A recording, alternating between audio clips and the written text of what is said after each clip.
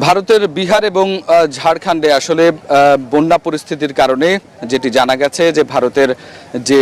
ফারাক্কা বাঁধ রয়েছে তার 109টি জলপ্রপাত খুলে দেওয়া হয়েছে এবং এই কারণে বাংলাদেশে আসলে যে ধরনের ক্ষতিগ্রস্ত হতে পারে সেটির শঙ্কা হচ্ছে যে চাঁপাইনবাবগঞ্জ এবং রাজশাহীর বেশ কিছু নিম্নাঞ্চল প্লাবিত হওয়ার শঙ্কা জেগেছে। আমরা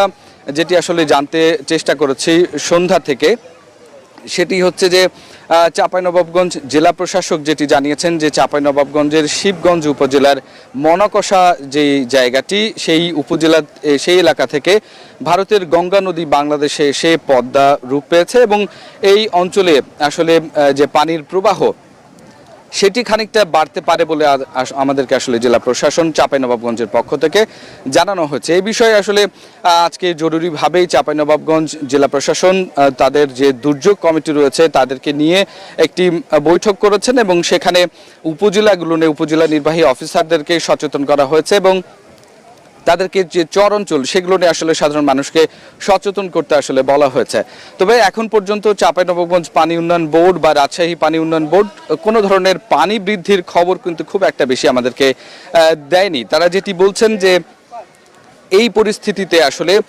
যেহেতু ফারাক্কা বাঁধ অন্যান্য সময় আসলে বন্ধ থাকে, যখন বাংলাদেশের পানির প্রয়োজন হয় ঠিক তখন আসলে বাংলাদেশের মানুষ পানি পায় না, কিন্তু এই বর্ষার সময় ঠিক জুন জুলাই আগস্ট এই সময়টিতে আসলে পানি বৃদ্ধি পেতে থাকে। তবে অন্যান্য বছরের তুলনায় এবারে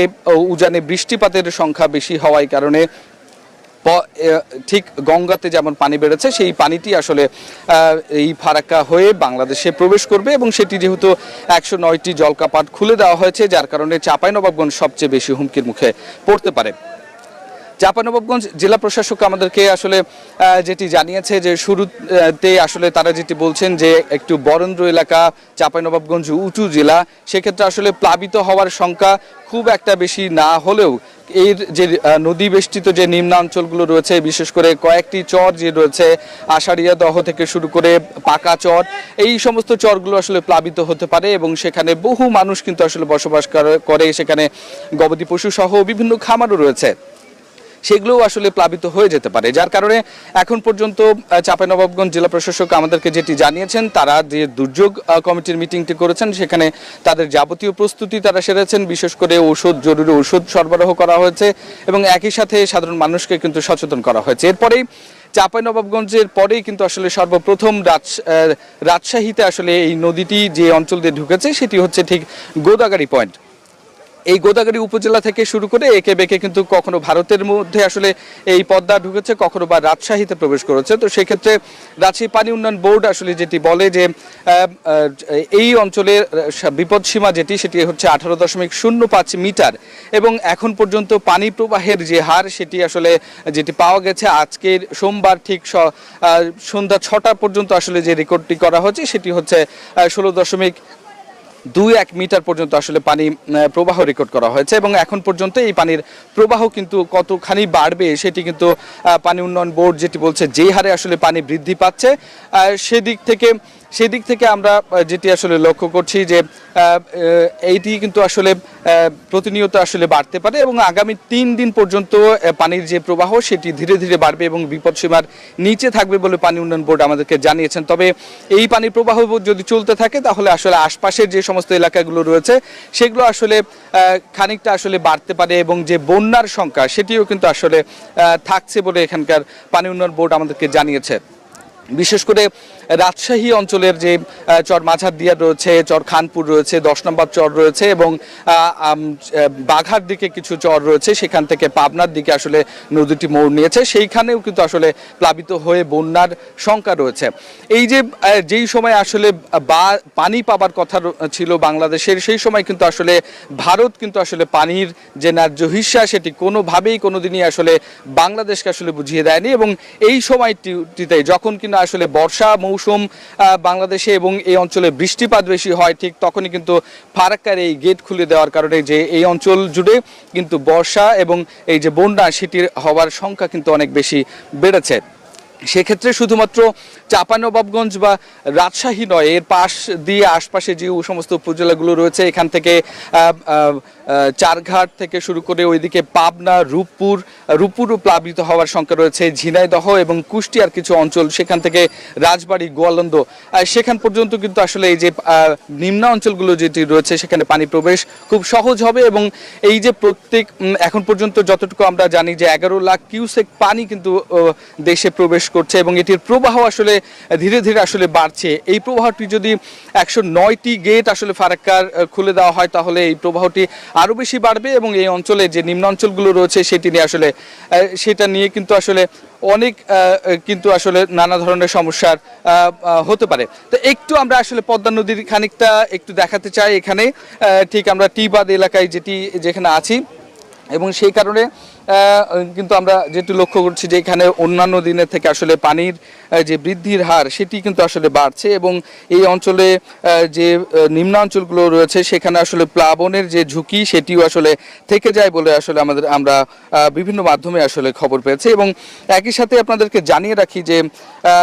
গত 9 ঘন্টায় 2 সেন্টিমিটার পানি বৃদ্ধি পেয়েছে বলে ঠিক এইমাত্র আসলে পানি উন্নয়ন বোর্ড জানাচ্ছে এবং এই অবস্থা চলতে থাকলে আগামী 3 দিন পর আসলে পানির যে বিপদসীমা অতিক্রম করার শঙ্কা আছে এবং সেই হিসেবে আগামী 3 দিন পর্যন্ত গঙ্গা এবং পদ্মা এই নদীটির আসলে যে স্থিতিশীলতা সেটি আসলে বজায় থাকবে বলে আসলে জানিয়েছে পানি উন্নয়ন বোর্ডের নির্বাহী প্রকৌশলী। এবং একই সাথে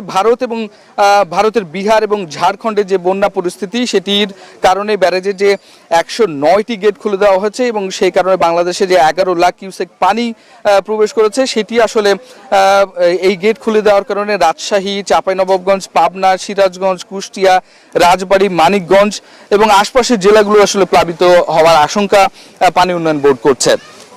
এবং এর পাশাপাশি রাজশাহীর এই পাশ দিয়ে প্রবাহিত যে পদ্মা নদী তার যতগুলো আসলে শাখা নদী রয়েছে, বিশেষ করে নারদ এবং বড়াল, এই সমস্ত নদীগুলো আসলে প্লাবিত হবে এবং এই নদীগুলো প্লাবিত হলে সবচেয়ে বেশি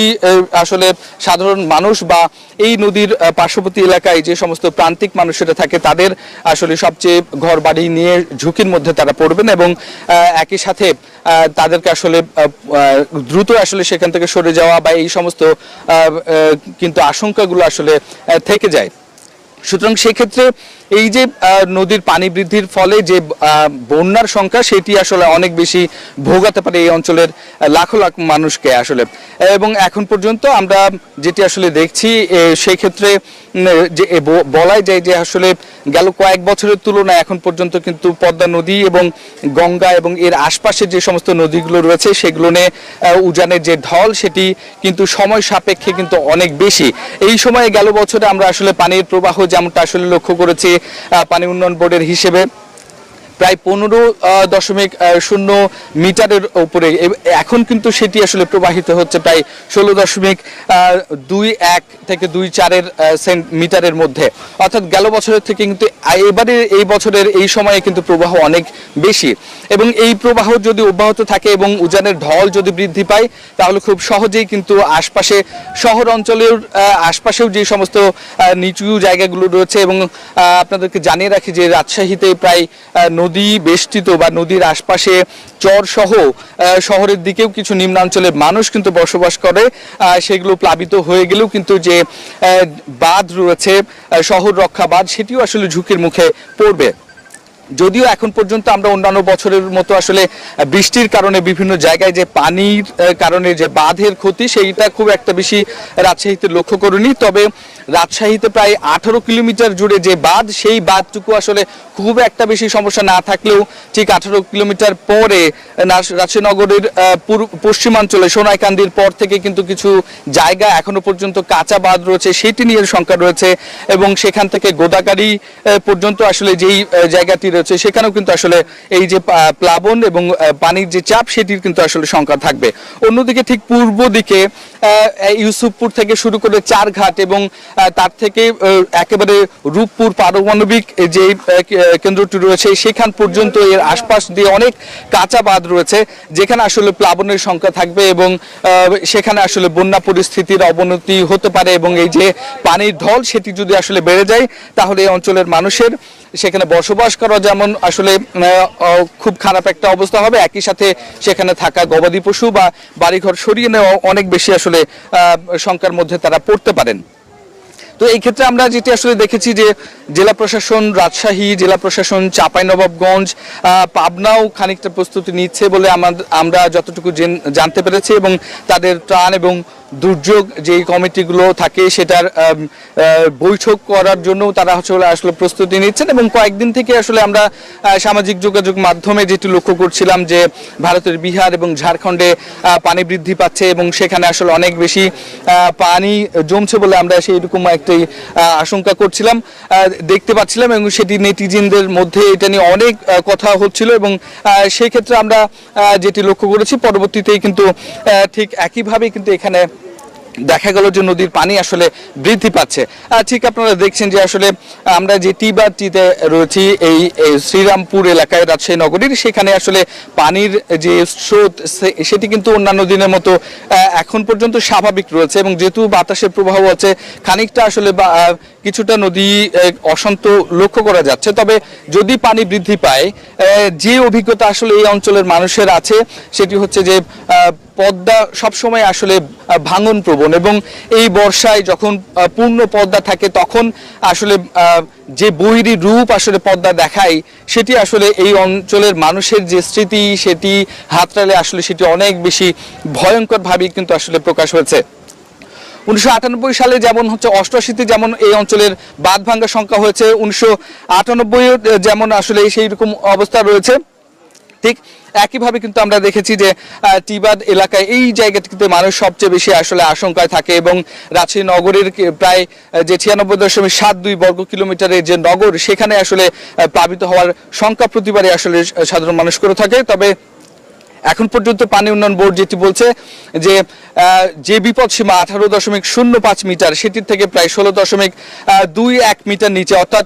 প্রায় হচ্ছে 2 মিটার নিচ দিয়ে আসলে পানি প্রবাহিত হচ্ছে। সুতরাং সেই জায়গা থেকে এখনো পর্যন্ত আগামী 3 দিন অন্তত সাধারণ মানুষ খানিকটা সময় পাবে এটা থেকে বাঁচার জন্য। তো এই ছিল আমার কাছে রাজশাহী থেকে সর্বশেষ খবর।